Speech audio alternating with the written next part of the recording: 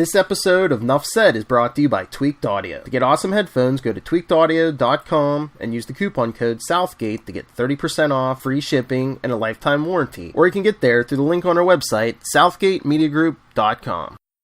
Recording has started. Hello and welcome once again to Superconnectivity. Pardon. I am your host. I'm dying here. I'm your host, Charlie, the Professor Esser, and with me, as always, is the man of the hour, the man of the moment, the man of the millennia. Fill me and Perich. That's the guy. Don't go into the light, Charlie Esser. Oh, yeah, the light. You gotta watch out for it.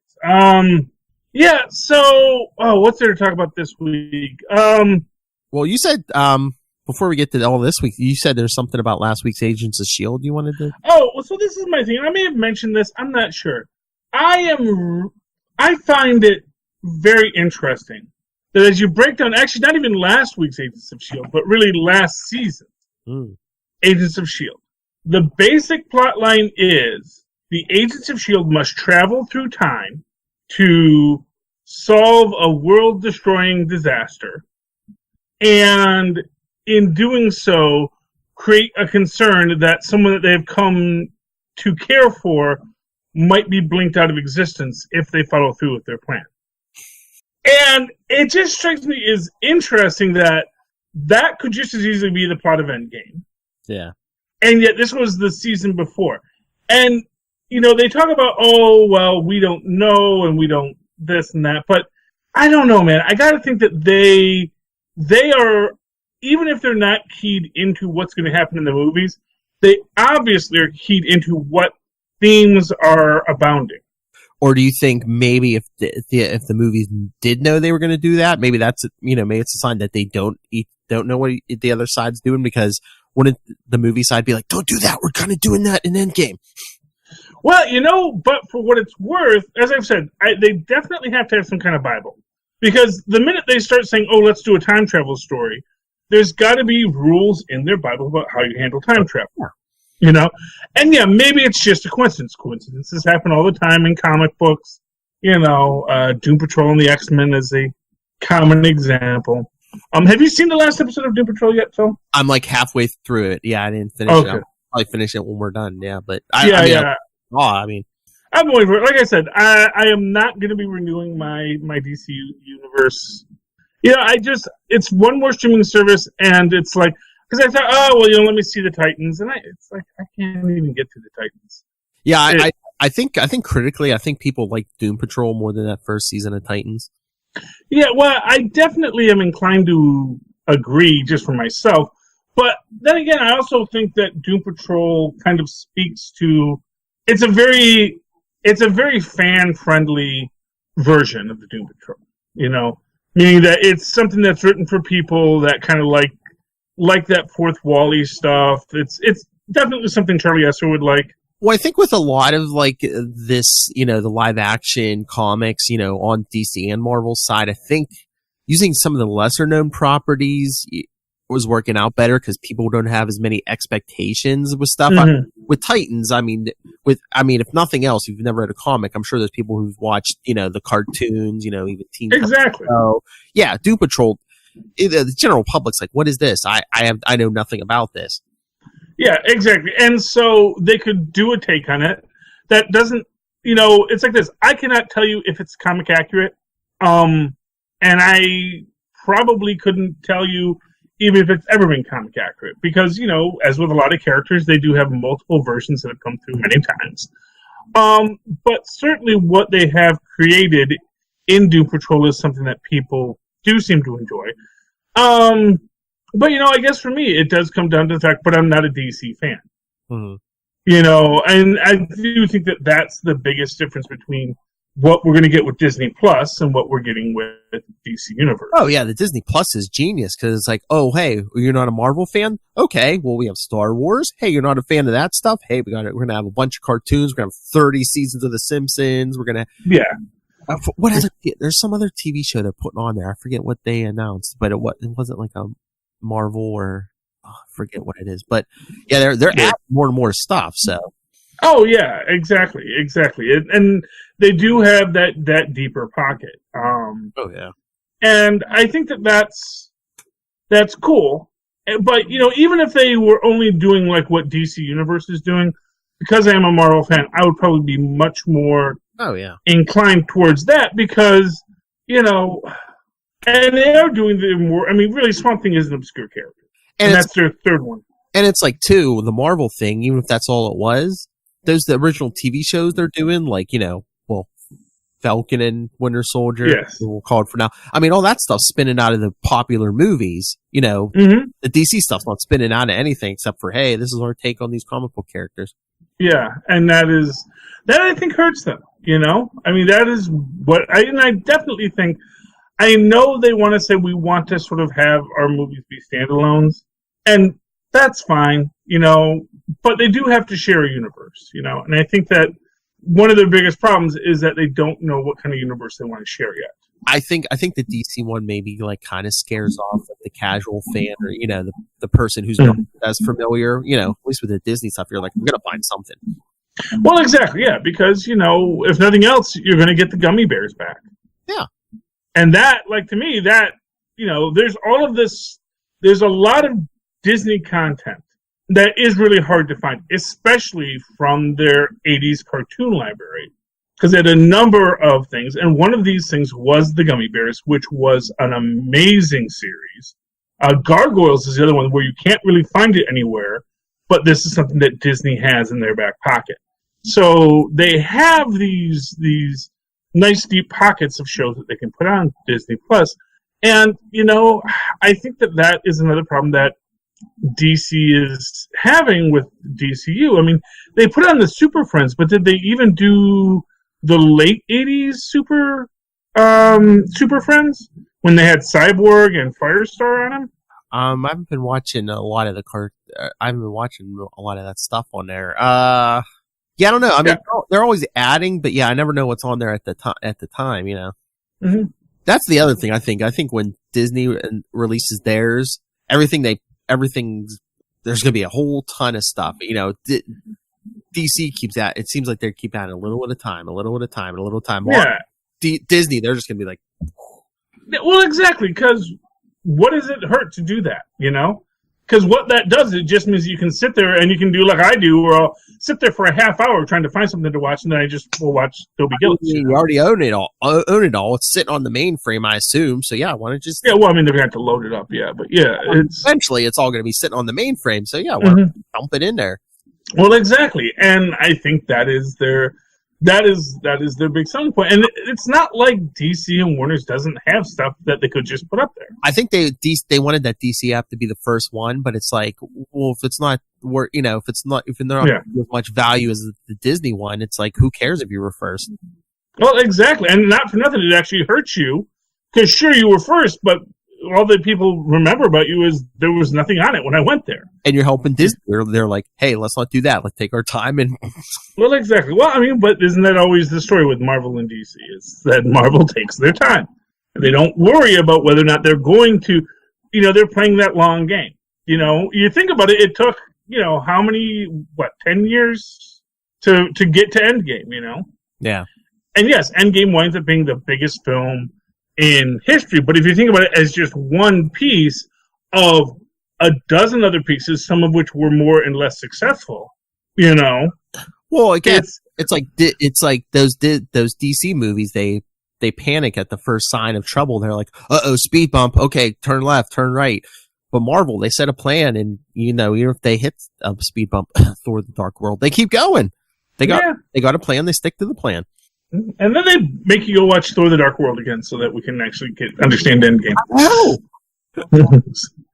But not for that was like the only place to put the ether, Yeah.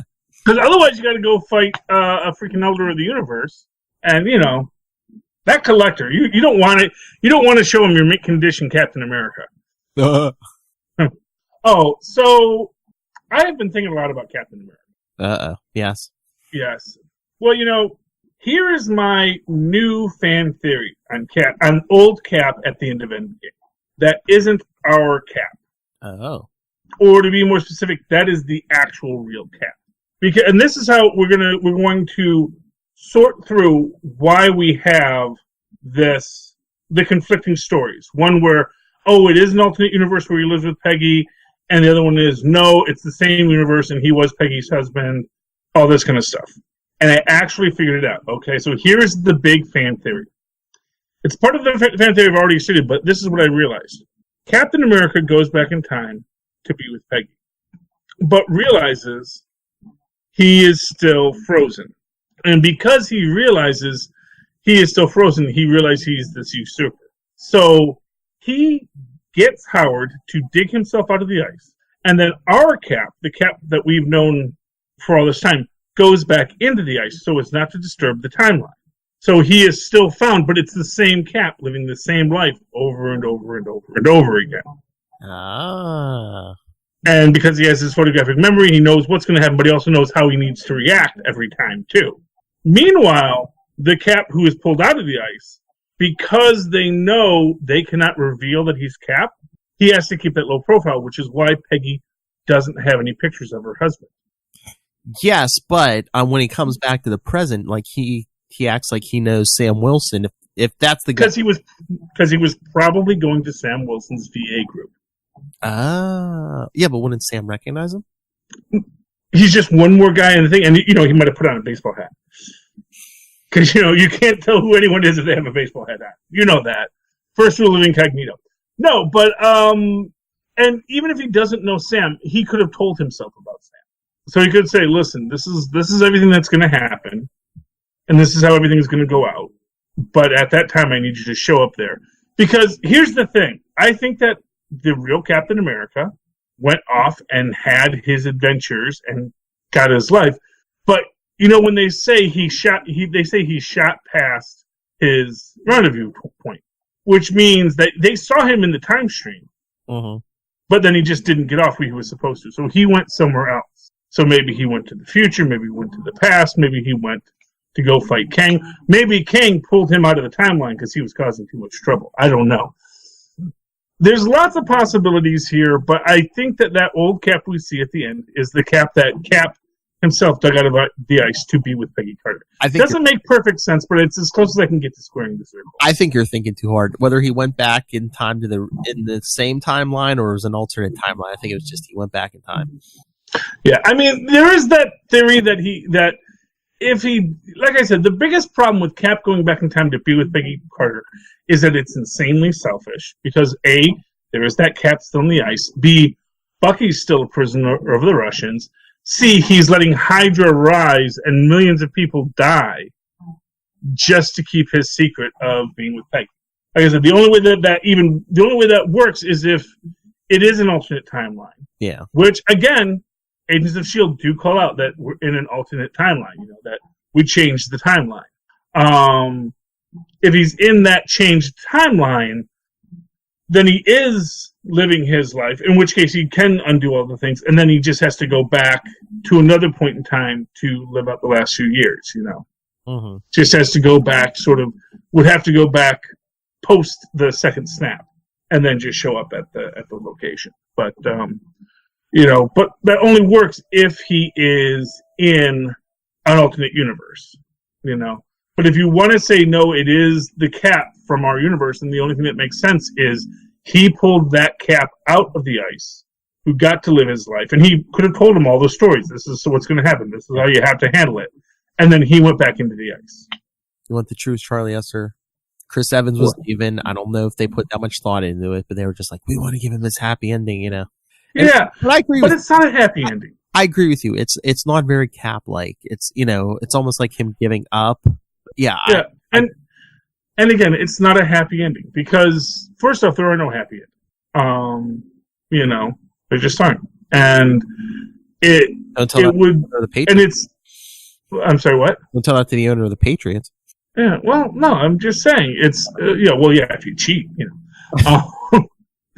But no, I'm just saying, Cap in that situation has to make a lot of choices that are where he basically becomes Hydra Cap. That's the Hydra Cap universe where he goes back and says, "Not all for me," and saying, "Yep, you go ahead, Zola. You go build everything up." And honestly, that would be such a stress between him and Peggy's relationship. And I think they were looking for an excuse because Cap is such a soldier. It's like, why isn't he, at least the young version of him, showing up in the rest of these movies? I don't know. I mean, they could have depowered him with, with a snap or something. He could have lost the scene. Well, they could have done a lot of things. They could have also, there's also that third possibility, which is my other fan theory, which is that after he pulls himself out of the ice, he realizes that that's who Peggy should be with, and he goes and he hooks up with Betsy Ross, his old handler, when he did the Howler shorts in the 40s. There's lots of possibilities, but I don't know. I'm not. And here's one thing we can say about all these things, all these theories, is that because we now have a time traveling Captain America, there are going to be a lot of these stories we've seen that are ostensibly in the same universe, but are actually broken off and separate. Well, they did say that what if animated series they're going to do on Disney Plus. Mm-hmm. The one story they did confirm, I think, was that Peggy Carter becomes Captain America in a certain timeline, and then Steve's just in an Iron Man suit. Yeah, I know, because he's. What if they do it? What if they show Steve's journey? What if he gets lost in the time stream and it's like a quantum leap type thing? Oh no, that would be a really interesting way to handle the entire. And then he's just like he just ends up with a version of Peggy. Yeah. Or you know what? Oh, here's a good idea. Because he does do something, he can't quite figure out how to get home until he is an old man. Yes. So that's why he's there as old man, because that was as close as he could get. And he says, close enough. The device breaks or something. Yeah. Anything's possible, So I would love to see Captain America lost in time. Hoping next time that his next leap will be the leap home. Or, man, here's one for you. They could do, if they do Kang, they could reveal at the end of it, Kang is actually time-displaced Captain America. Oh. Yes, because all the compromises he had to make. I don't know. Would that set the internet ablaze? Is that a Hydra Cap? That would be better than Hydra Cap. That would be. People would riot. Yeah. But you know what? Why not, man? Why not? And who's to say Kang isn't trying to make the world a better place, man? You gotta always subvert the expectations, Yes, he's King the Conqueror, but he's a king of the conqueror for democracy and freedom. Or maybe he's chasing Kang around the time stream.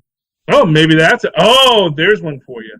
So he's had to fight Kang for 1,000 years, Oh, just like he has in the past. Well, no, that was Korvac.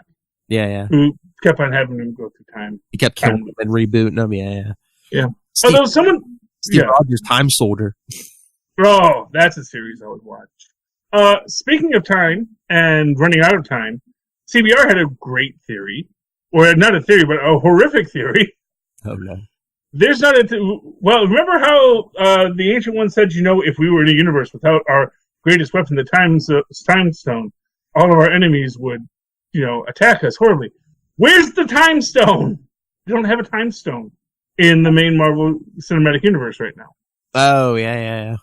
Because of course Thanos destroyed them. Now that sets you up for your plot of Doctor Strange 2, Electric Boogaloo, right away, because now you can have the you can have the what he calls them. You can have Doctor Strange trying to recreate the time stones. I don't know if I imagined this, but I thought someone with the movie, I don't know if it was the writers or the Russo brothers, I thought someone said that, even though Thanos tried to destroy the stones, he couldn't completely destroy them. I don't know if they changed form, if they're pure energy now, or if they're just microscopic fragments. But I thought they said you can't completely destroy the stones no matter what. Yeah, well, that's what we all know. That's just from basic comic book lore. But it presents a really big problem because obviously, the only reason they were able to defeat Dormammu was because they get him caught in a time loop. Yeah, so I wonder, maybe that is, like you were saying, maybe that's the plot of Doctor Strange 2. Maybe he goes looking for whatever the time stone or whatever form it is now. Or this could be an interesting concept if they are going to address anything in Agents of S.H.I.E.L.D. is, whatever has, because what we saw last week, with Sarge's world destroyed, and all the previous worlds destroyed, it's got this harbinger of the birds, which, as I said, is very reminiscent of Thanos using the Reality Stone to turn that boulder into birds in Infinity War, which, of course, would be stuff that they would know about. Mm-hmm. So as they're using that, it is possible that what that universe is from is a universe that maybe after, that's the thing. We don't know what happens. What is the negative outcome when Thanos does the second snap to destroy the stones? I mean, haven't they almost everything but confirmed that those snaps basically created them all? I mean, we've got a total of three universe-wide snaps. I mean, yeah. And isn't that what creates the multiverse? I mean, well, it's not what creates the multiverse. It's what allows passage between the multiverse. Basically. Yeah. Yeah, well, and there is that idea that, and not for nothing, Cap going back in time with all these stones, it's bringing multiple stones into a universe that there should only be a certain number of stones, and then this universe doesn't have them anymore. So yeah, it's like basically 3 snaps, bringing Infinity Stones between different timelines, mm-hmm. all the time travel they did in Endgame. I mean, yeah, they basically Swiss cheese time and space. Yeah, so, and as I said, if you listen carefully, everyone listens for the Iron Man key, but you're listening to Cap and Peggy dance, there is that distant rolling thunder. Mm.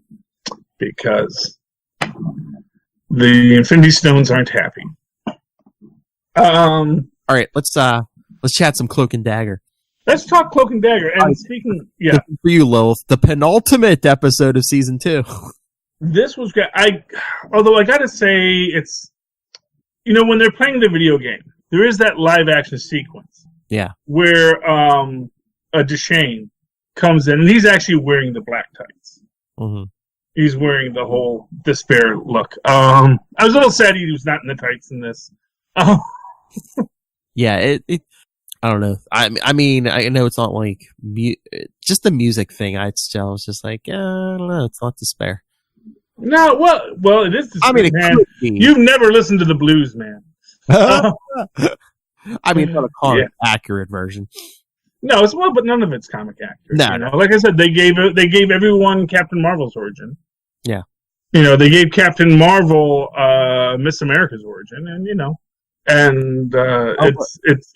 But they did call Luke Cage and Karen and Luke. Yes, they did call out Luke Cage and Karen Page. Luke Cage and Karen Page. Yes, and not for nothing, that is an important moment because it does show there is connective tissue. Now, this is the thing. You can have all these guys being in alternate timelines, and you can even say, well, when the snap occurred, that caused a lot of time. There was a lot of that basically because the agents were doing their time travel shenanigans. There were a lot of shocks that went through the multiverse, and in this way, there have been a lot of changes.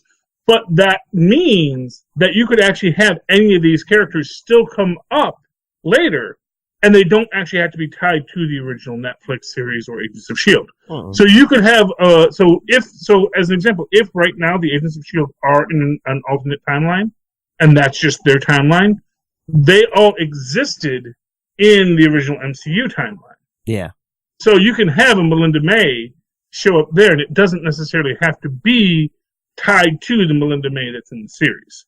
Yeah, but I don't know if they'd have her appear in the MCU, because would that confuse a lot of people?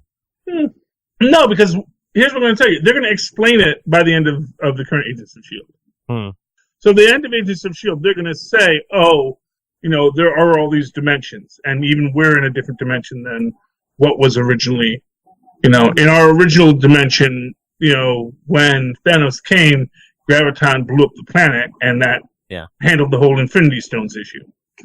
And not for nothing, you could have them, this is what I was getting at, you could have them possibly try and solve this problem. Have them start recreating the Infinity Stones.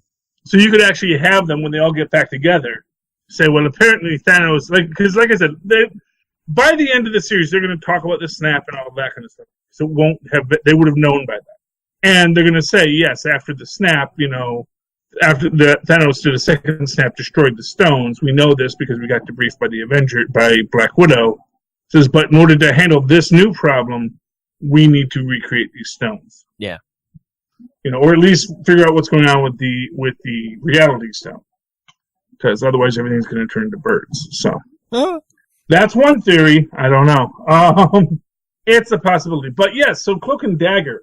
Yeah, I mean, I think we got a great origin of Deshane. We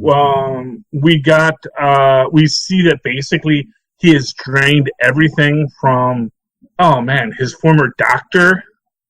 That is like such a tragic story, but it's so, so much of so many things. And we do realize that Dagger's mother is alive. Because at first I wasn't sure if she had like killed herself and she just wasn't talking about it. I wasn't sure if she was just missing, They kind of glossed over that. Yeah, I think it was just like, she's on a bender again or something. Yeah, but we do see that she is with the other people that are part of the audience. Yes. For Deshane. And we see that next issue, they're all in the crossroads of the mind again and all that kind of stuff. And that's going to be exciting, I'm sure. I like Tyrone getting in the criminals' faces, basically. Yeah, I mean, honestly, I don't. Part of me was sitting there saying he is like such a kid because he does not know what he's even asking. He's like, I just want you to stop doing this. Only sell drugs to these people. It's like, come on, man. Don't deal drugs to the kids, and yeah. Yeah, but but it's great him throwing the people off the building and then catching them and bringing them back up. Yeah, like they did in Winter Soldier. Yeah, they kicked who was that? Sitwell off the roof. Oh, Sitwell off, and then they bring him. Yeah. Although it doesn't really work that way, but okay. Yeah, I know. Yeah, actually, when he grabs, they should still be falling through Cloak. It's but I energy. Like you were saying, all the stuff he was saying to them, don't sell drugs to kids and stuff, and do this and that. It's like, that's such a kid thing. Well, yeah, he is a kid, so I'm glad he was making too much sense. Well, actually, I mean, he didn't even say don't sell drugs to kids. He was like, that's fine, it's just for the kid. It's just. Oh, I thought he said. No. He was like, don't sell. I thought he said no kids or. No. He said specifically was people who were selling drugs to exploit other people. Yeah. Which is, again, just this simplistic view of it. It's like, yes, Deshane is maybe using drugs to control people, but actually, I mean, I don't even know if that was even the case. If these people were even really drugged for the most part, or if they were just being, despaired into it by Deshane. And Mayhem gets some interesting things. And Mayhem being a little bit too kill happy, I think. Mm-hmm. It's interesting when it's like at first she stops Tandy from attacking the girl, and then it's like, no, because we can use her, and then, well, we're not going to get anything from her, so, might as well kill her. And that is, it's an interesting shift for the whole thing. I know. I mean, I guess for the show it works, but at the beginning of the season, I thought Mayhem was going to be a little more over the top, maybe, and maybe even a little more violent. Well, she's been pretty violent. Oh yeah, she's been violent, but I just thought it was going to be like a massive kill spree or something. I mean, she seemed a little too analytical, Well, right now, and that's the thing. Right now, the other one is still in there. As she said, she's in here too. But she's letting Mayhem drive.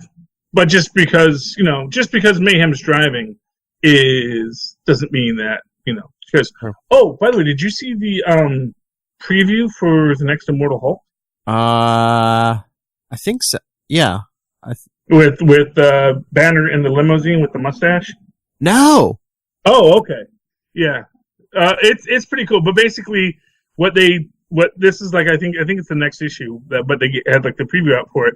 Basically, Joe's just been in charge. Oh, nice. But in Banner's body. So Banner wakes up and he's in like the blue suit and he's growing out a mustache. And he just realizes they were in Reno and he's going to a motel. And is he going to be like the new boss in Vegas? Who knows? Who knows where it's going to go? But it's undercover. Oh.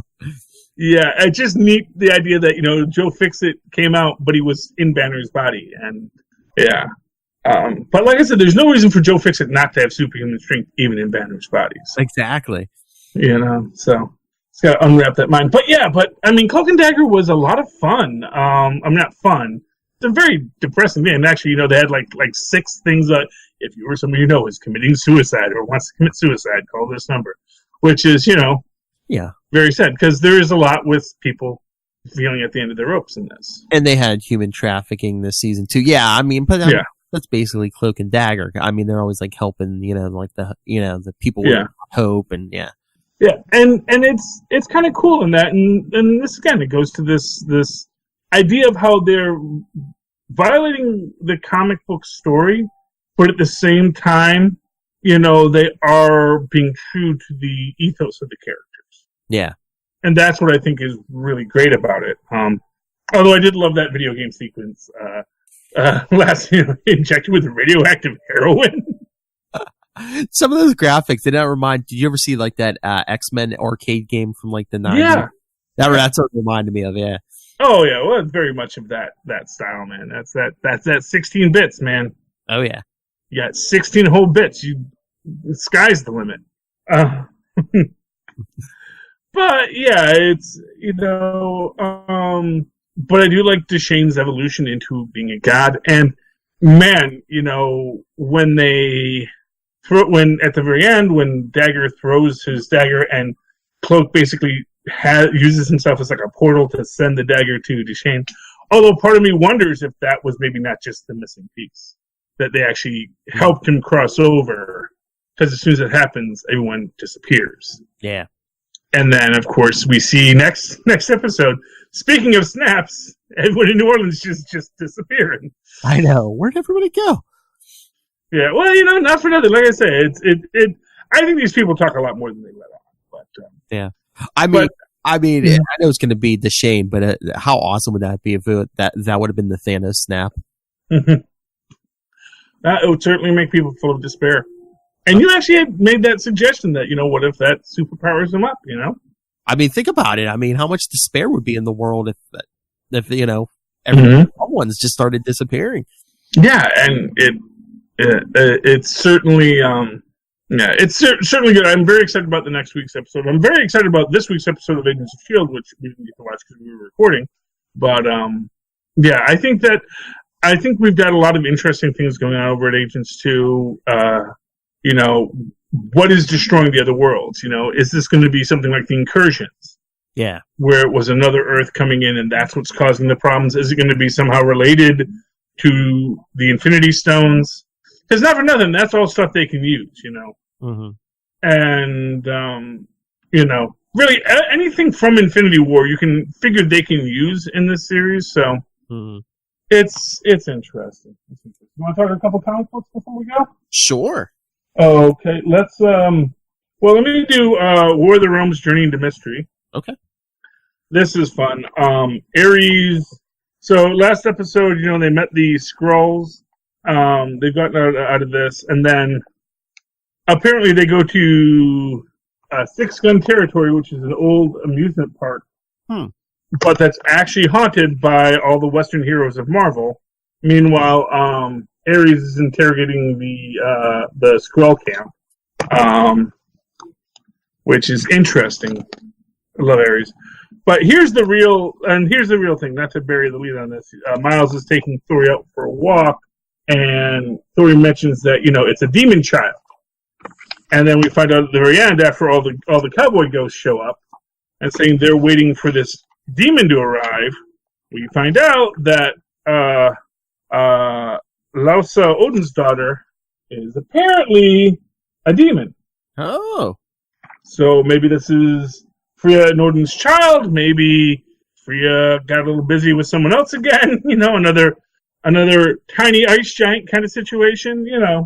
So that was a lot of fun. I do like the Journey into Mystery. I like the Baldar character in it. He's a lot of fun.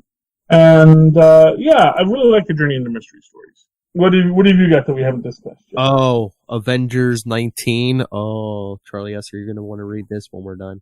Okay, what happens? A lot of Gorilla Man. Oh, well, you can't go wrong if you have Gorilla Man. Yeah, because towards the beginning, he's meeting with Ursa Major at the Wundagore Zoo in Transia, because he's like, hey, what's more inconspicuous than two animals talking in the zoo? But I guess Ursa Major's working for them somewhat, because in their conversation, I guess it comes up that, Gorilla Man saying, yeah, Black Panther wanted Dracula put in Chernobyl. Mm-hmm. But like, why? But let's. But then Kazar comes and picks up Gorilla Man because this is kind of taking place around the last issue of War Realms because they're getting ready for the invasion. They transported as many people from New York as they could in the one, in their Celestial, and basically Black Panther's telling Gorilla Man, you're chief of security, so get ready for an invasion. Because this takes place around War of the Last, because Tony Stark's building Odin his armor. They show. Oh, cool. Yeah. So yeah, Gorilla Man and Kazar were helping them fight off the invasion, but then at the end, they show Gorilla Man talking to what's that? Like that demon dog that was working with. The demon dog, Dracula's demon dog. Yeah. And Gorilla Man's talking to him, and basically it's revealed that Gorilla Man's working for Dracula. Ooh. I don't know.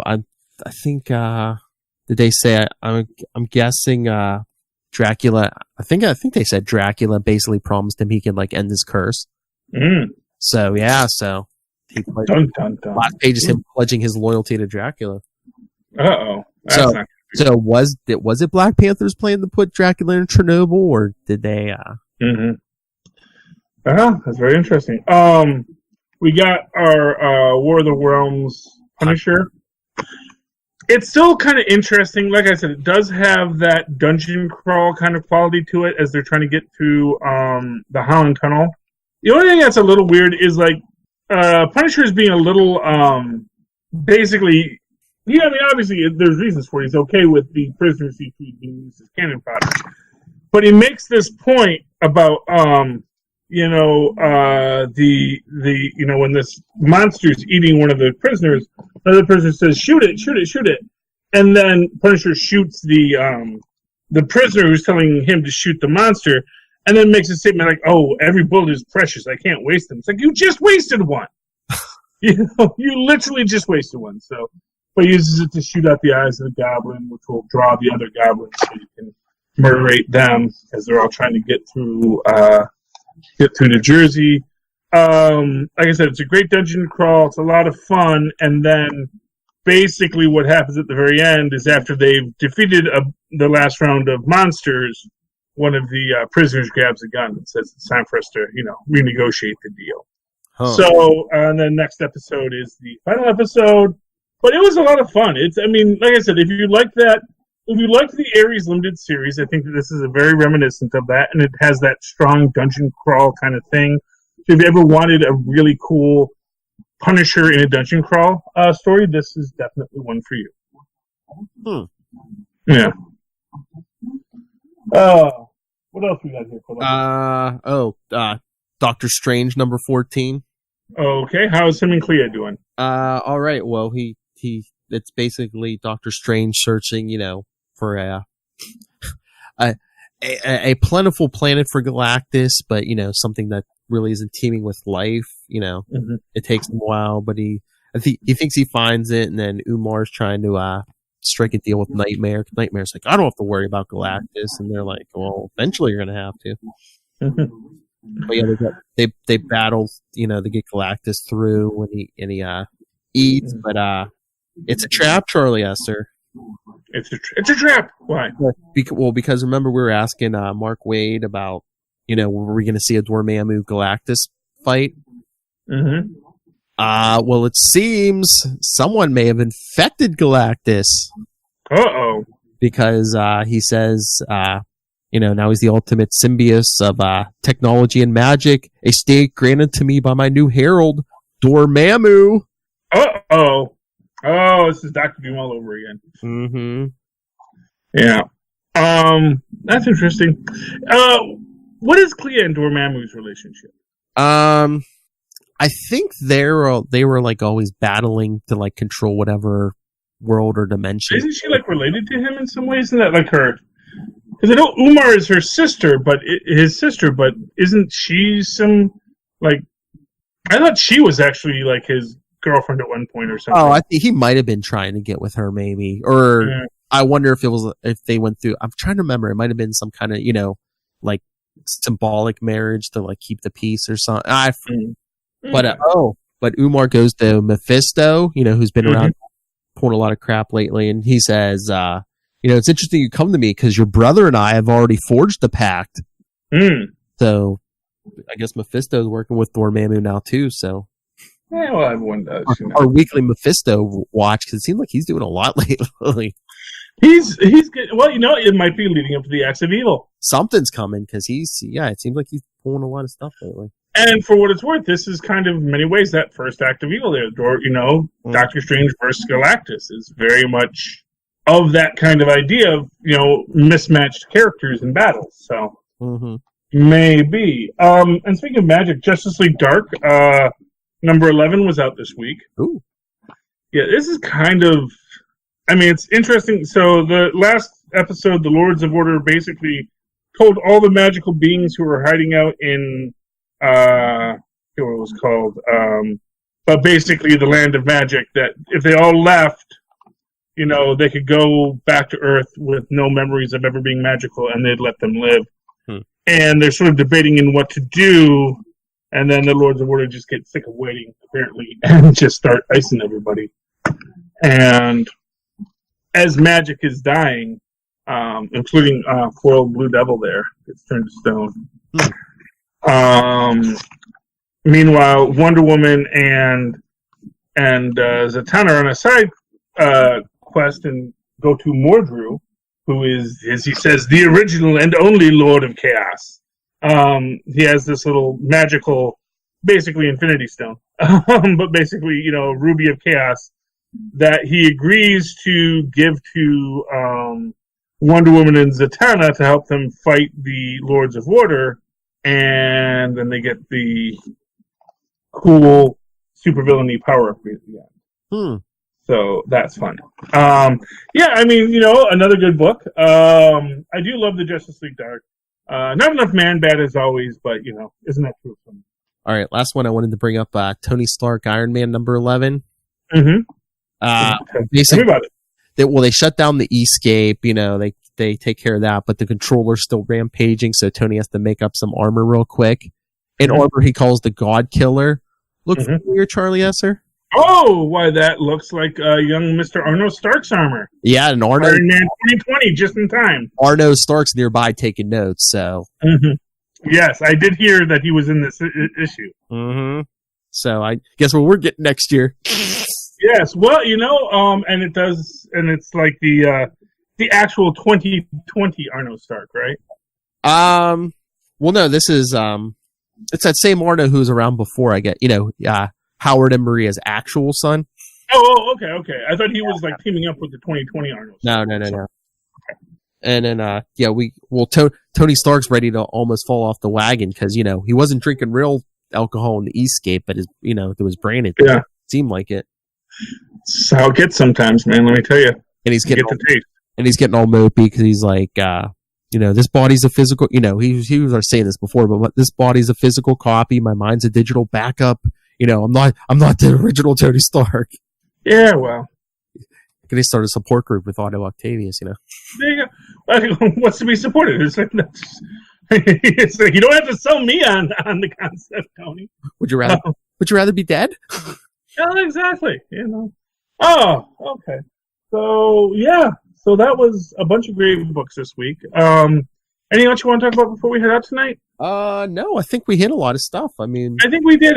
There's a lot going on in the Marvel universe. Even Lilith can say there's nothing on TV. It's just because she's not watching it, and she's a DC fan. There you go. So yeah, there's nothing on TV. Of course, hasn't been for a while. Oh.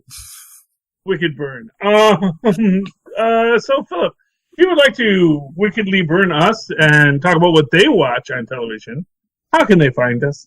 Well, if you want to get a hold of me, you can always email me, nightwingpdp@gmail.com. On Twitter, I am at nightwingpdp.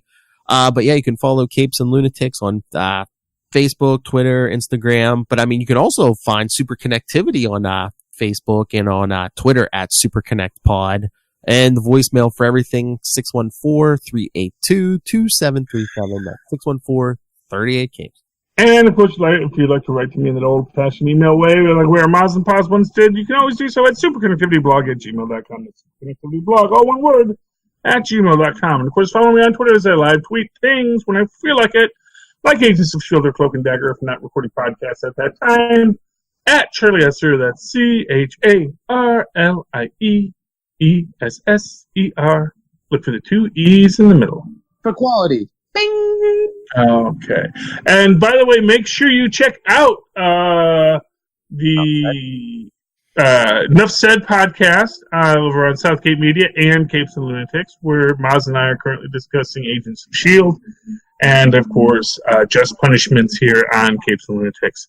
Okay, dear friends, thank you for joining us once again this week. Please be certain to super connect with us again. Good night. Good night. You're about to fall asleep. Yeah, I am about to fall asleep. Man, you're lucky I didn't fall asleep in the middle of the show. At least as far as I know, I didn't. I don't know. This could all be a dream right now. Yeah, I know, Charlie. So we're done an hour ago. Yes. Okay. Oh, a dream. Oh, a dream. A horrible, horrible dream. This man gives you his all, people. Yeah. No. I'm not even drinking whiskey, man. I was trying to be sober for the show. Well, sort of, beer. So